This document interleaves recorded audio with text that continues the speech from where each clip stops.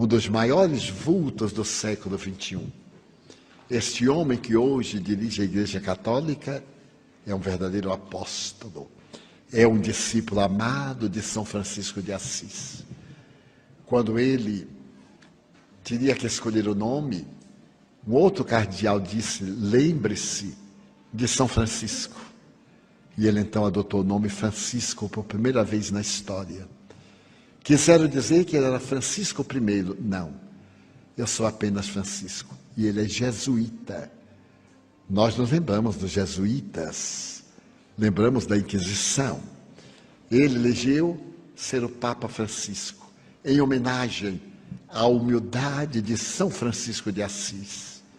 E em humildade a São Francisco Xavier, aquele que foi o divulgador do Evangelho nas Filipinas, na Índia, no Japão.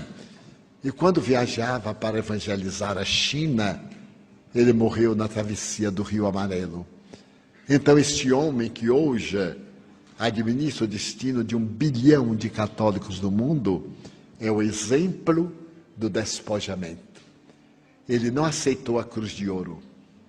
Ele não aceitou o anel de ouro. Era um anel de prata banhado a ouro. Quebrou todas as tradições do Vaticano. Os cardeais que furtaram o banco do Vaticano, o antigo banco ambrosiano, ele está colocando na cadeia. Porque a gente não pode conceber que um cardeal, um príncipe da igreja, com a fortuna que tem, seja mafioso. E este homem teve a coragem de dizer que a corte vaticana é a lepra do papado. Os senhores imaginem quanto isso é grave. A corte vaticana é a lepra do papado. Portanto, pessoas exploradoras, desonestas, que conseguiram cargos políticos e que são a desgraça da religião.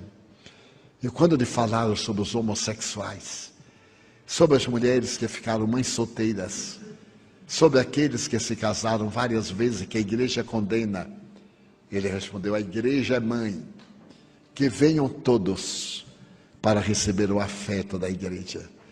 Nós pregamos contra o aborto, disse ele. Uma mulher tem o filho solteira e vem pedir para batizar o filho, e nós condenamos? Então nós estamos pedindo que abortem. Este é um crime. E sobre os homossexuais e as lésbicas, que são condenados pela igreja, ele diz: quem sou eu para condenar? Eu não julgo a ninguém, eu não condeno a ninguém. E mais recentemente, na cidade de Assis, onde ele esteve sob as bênçãos de São Francisco, o pobrezinho de Deus, ele deu esta declaração: a igreja é mãe e tem que receber a todos os seus filhos, mesmo aqueles que se extraviaram. Daí, ele não aceitou morar na Câmara Papal, esta ida no hotel, para onde foi depois que saiu de Buenos Aires. Não aceitou as pantufas papais. Está com o mesmo calçado que ele usava no metrô de Buenos Aires. Não tem nenhum costureiro de grife, porque todos os outros, em cada solenidade, apresentavam roupas de 10 mil a 50 mil dólares cada roupa, com pérolas, com diamantes, com esmeraldas, com rubis. Ele tem apenas a túnica branca e o laço. E fez a visita ao Brasil levando apenas 2 indumentárias para falar sobre a humildade. Eram dias muito difíceis no Brasil naquele mês de junho, porque era um mês de movimentos na rua, 100 mil pessoas protestando contra a desonestidade do governo.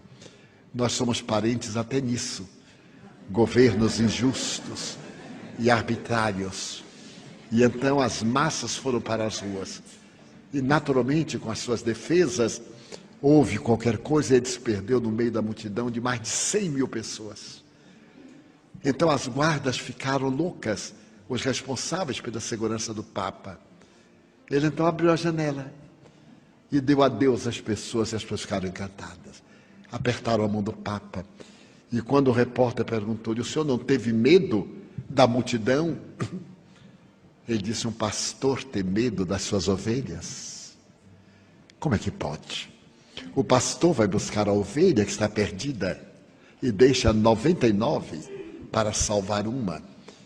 E antes de ir para o Brasil, ele foi visitar o Papa Móvel, que é de vidros blindados, desde o atentado do Papa João Paulo II, na Praça de São Pedro, que o Papa Móvel é blindado para suportar tiros de metralhadora e de fuzil. O que é que fez o Papa Francisco? Mandou tirar os vidros. Ele disse, como é que eu posso ficar fora das minhas ovelhas? E quando o Papa Móvel vai andando, ele salta e vai abraçar os degenerados. Aqueles que têm paralisia cerebral, como ele fez no Brasil. E mais do que isso, ele foi visitar uma favela. E quando o carro subiu a favela, ele viu uma igrejinha protestante, evangélica, intolerante. Ele saltou do automóvel, entrou na igreja, todo mundo ficou estarrecido. Imagine o Papa, o homem mais poderoso do mundo, o mais rico do mundo. Ele entrou na igreja e disse ao pastor, vamos orar o Pai Nosso? E deu a mão. Isso se chama fraternidade. Orou o Pai Nosso, pouco importava que o pastor não gostasse dele nem da igreja.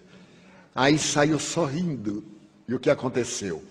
O povo largou o pastor lá e foi atrás dele. Porque esse era o verdadeiro pastor.